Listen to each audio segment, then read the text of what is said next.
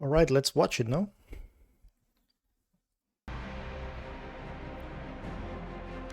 It has been a long time coming, but we now know that it's really real. Guild Wars 3 was just revealed, the next MMORPG from arenanet, and here to talk with us as much as we can about it is studio head Colin Colin Johansson. so How you doing, handsome. sir? I'm great, thank you. It has been an incredible last couple of days. Yeah, make some noise, Guild Wars 3! Thanks, everybody. So, to kick things off, just can you give us a top-level overview? What are some of the big new ideas driving Guild Wars 3? Yeah, you know, we've announced that we're going to go into beta at the end of next year, and so we've got a lot of time between now and then that we're going to reveal most of the big ideas behind the game and kind of work our way through that. The two things so I hope they're gonna do like monthly overviews or something like that. far Or that we've set bi-weekly. out as core pillars for the game that we've announced. One of them is joy of movement. I think one of the things that the Guild Wars franchise is known for, coming out of Guild Wars 2 in particular, is offering this really spectacular form of movement in an MMO experience.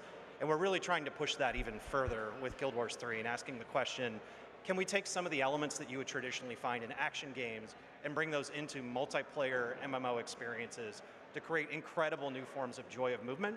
And a lot of that is powered by momentum, which is a thing you don't see in MMOs. And So something like Titanfall, I would say, comes close to it.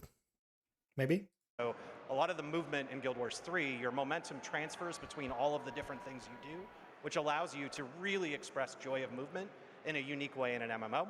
And then the other one that we've talked just a tiny bit about, and I'm going to leave it at that today, is our combat system. And I think that MMOs often are viewed as very specific types of combat, and we really wanted to look at, especially with this game now coming to both console for the first time and trying to create a new era of MMOs, we really wanted to ask, how could we take some of the elements that you would find in action multiplayer combat games, or even just action RPGs, and bring those into the MMO space and extend them?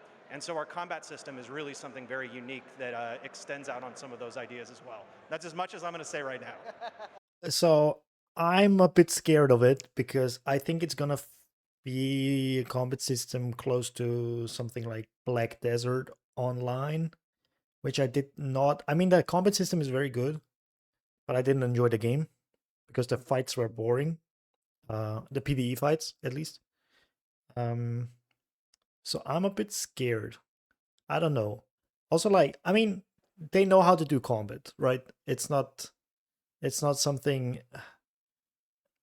that's in a bad state right now, and they're trying to make it good. They already have a very good combat system, so I think they know what they're doing.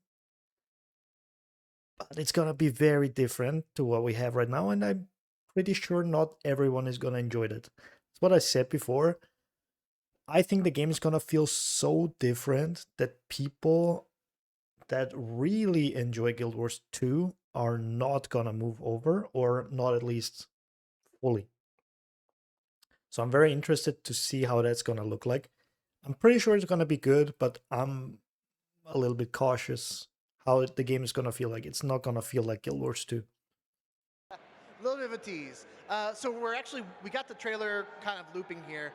Can you walk us through what we're seeing in the trailer and what were some of the things that you wanted to convey with this trailer? Yeah, so one of the big things that you'll see there is we're depicting the land of Ur, which is an incredible historical place in the history of Guild Wars. The very first Guild Wars took place there. The gods that originated in our world, we've told many stories in our lore about them existing in Ur and then disappearing and leaving the world. And we're setting this game 1,200 years before Guild Wars 1, just before the first Guild War breaks out, just after one of the gods has been deposed. And we see this as a really incredible opportunity to go back to a place in our world that there isn't a lot of written history about, but what there is incredibly interesting. And there are a huge amount of the mysteries and the stories behind the entire concept of Guild Wars all originate from this timeline. The other reason that we picked it is we think all of those... So, real quick, he said Guild War twice. So I think they have the idea of getting us into the game, and after like a while, when the game evolves, it's gonna lead up to that Guild War, the first Guild War. So we actually get a Guild War in Guild Wars 3, sorry. Okay. Okay, I like that. I like the wording. reasons are awesome for our existing fans and a reason for them to engage. But we're inviting an entire new audience to join this game and to join the Guild Wars franchise for the first time. We're inviting players on PlayStation to come join us and play, and console gamers have never been able to play Oh, yeah. a Guild Wars game before. We didn't Oh. ship Guild Wars 2 on Steam. So, since they're gonna do action combat, it's gonna be way easier to play a game like that on controller. And they're gonna build that with the controller in mind. Maybe like it's gonna be controller first, then mouse and keyboard. Maybe the game is gonna feel better on controller, and the game is gonna release on PlayStation 5. Not gonna release on Xbox, which is kind of weird.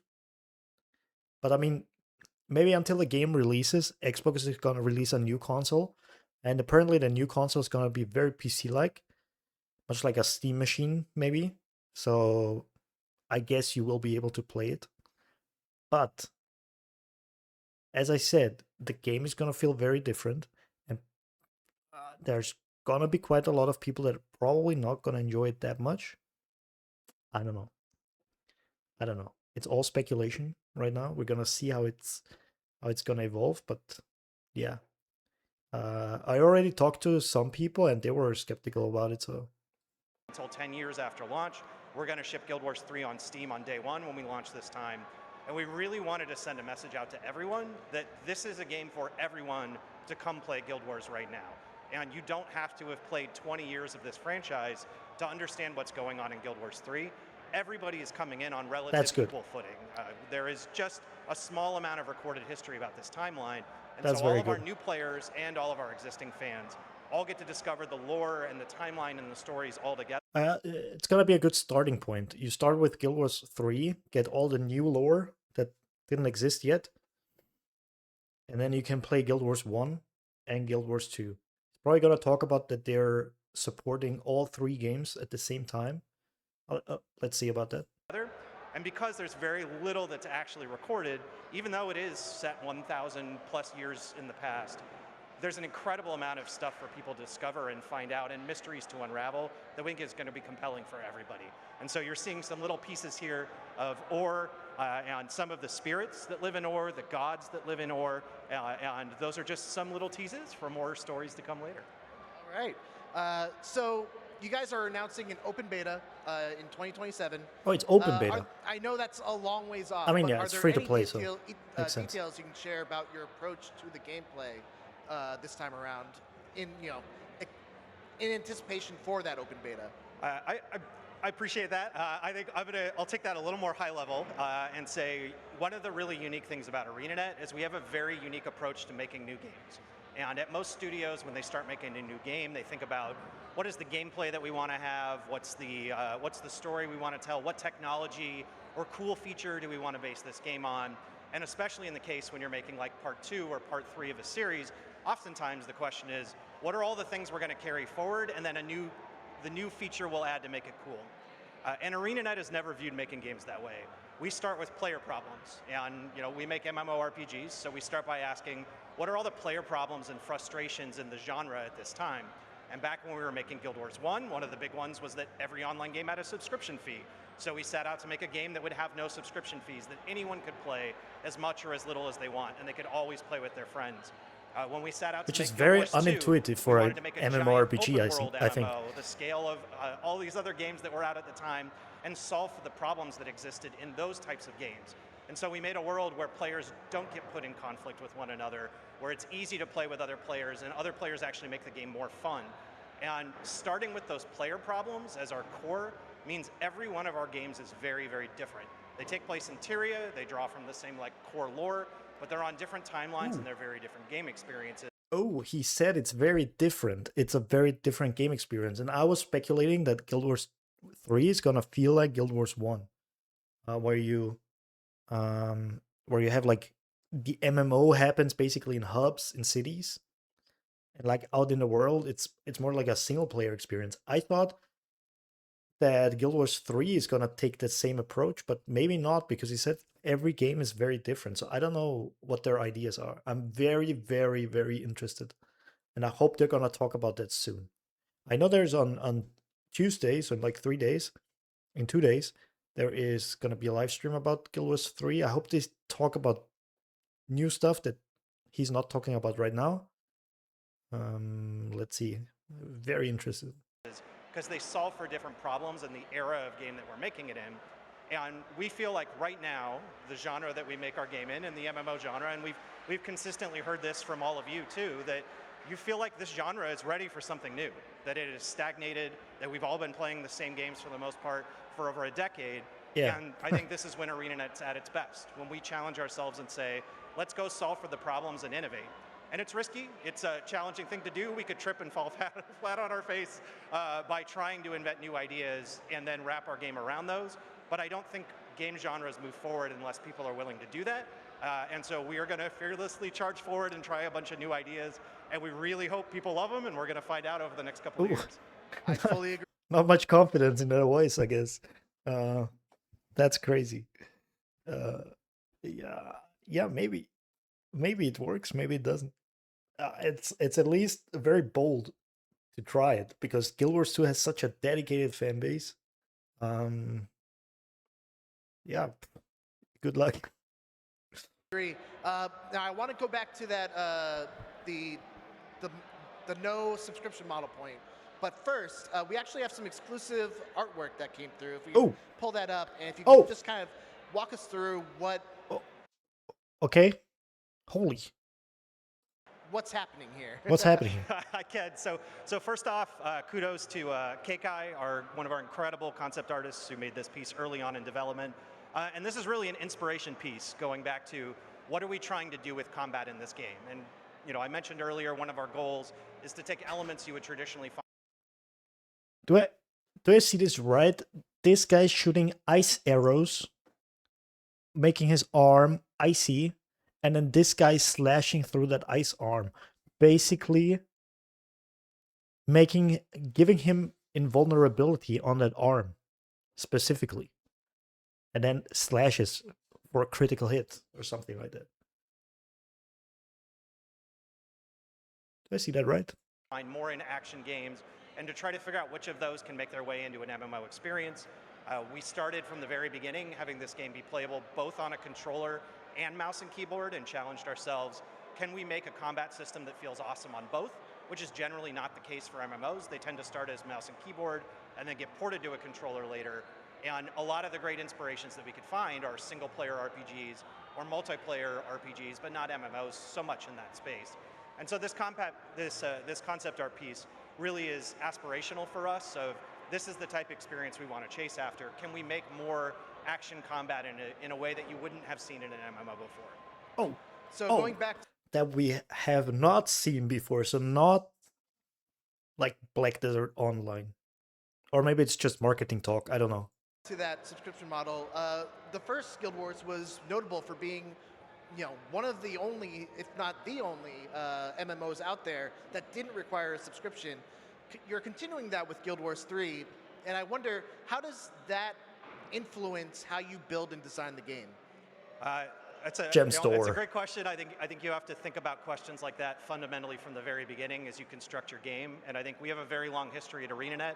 Again, when you start with solving for player problems and making games for players first, it forces us to ask a lot of these questions. How do we make a game that players can play as much or as little as they want?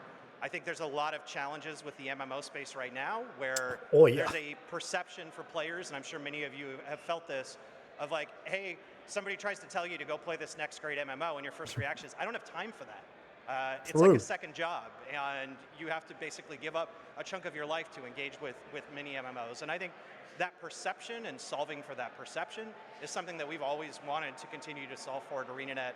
We started it with no subscription fees. Our concept of horizontal progression, where you can play our game for a while, take a break, go play other games, that's okay. We don't have anything that's holding you hostage to keep playing, and then come back when you see something cool you want to play again. All of that inspiration and concept is being applied to Guild Wars 3 as well. And I think, makes sense. I will note, I think there's become a modern version of the subscription that we've seen evolve over the last few years, and even longer than that, in battle passes and paid battle passes, where it's basically a subscription kind of hidden and wrapped with other stuff around it. And I think we've challenged ourselves to ask the same question. can we make a game like this that doesn't have a subscription fee and doesn't have a battle pass fee buried in it as well? Because we think players are sick of those two. And so this will be a game you can buy it, you can play it as much or as little as you want. We will respect our players. Didn't Guild Wars 2 have some sort of battle passes? Like they tried to do something like that? Kind of similar. Like I remember something vaguely. But well, it was never called Battle Pass. It was something different. But I think so, right?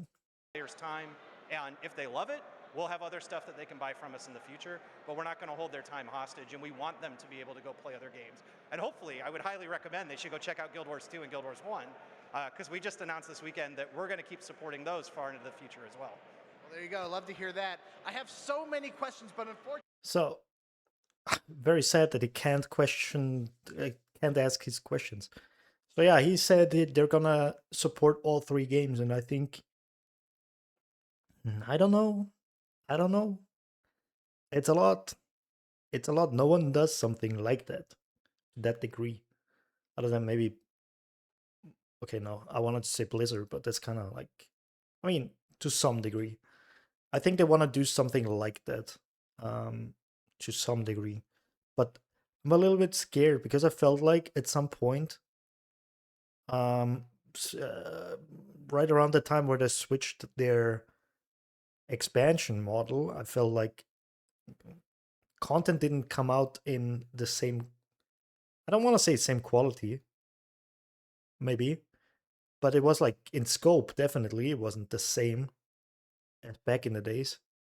And if they want to support all 3 games, will they be able to pump out big updates in at least... Well, what I know, they said Guild Wars 2 is going to get annual big updates, which is huge. But is that going to impact Guild Wars 3? That's a point where I'm a bit skeptical about. And I don't want to play...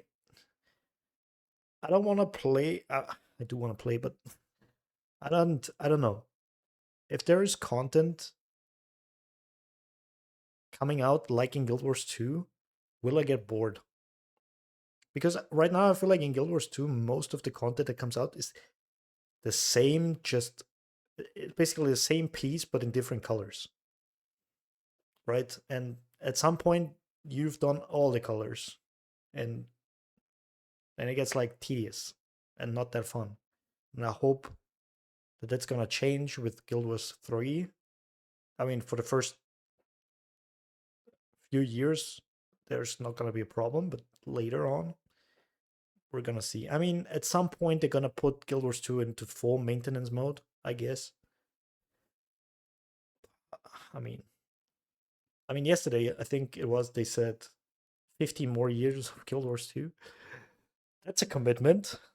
I'm curious. That's all the time we have. So thank you so much to Colin for joining us here at IGN Live to talk all about Guild Wars 3. You can wishlist it now for Steam, already PlayStation did 5, and register at guildwars3.com for a chance to start playing as soon as the beta begins in fall 2027. Yeah, I'm hyped.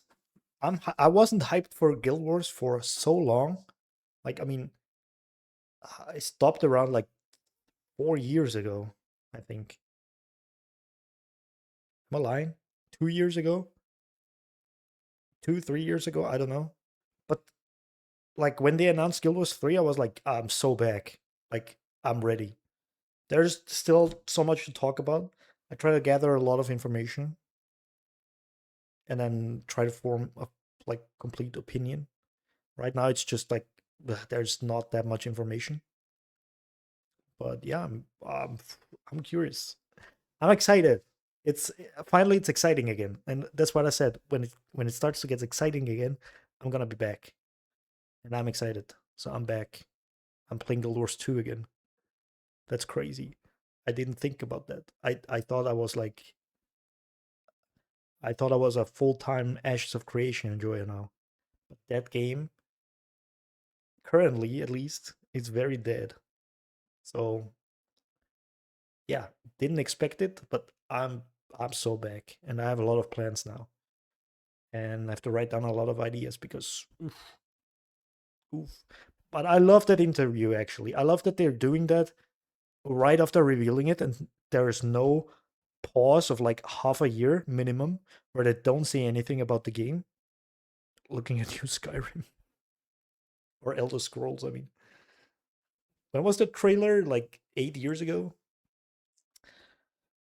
So I love that they're doing interviews right now, and there's gonna be a live stream apparently very soon. I'm gonna watch that, and I'm gonna probably make a video about it.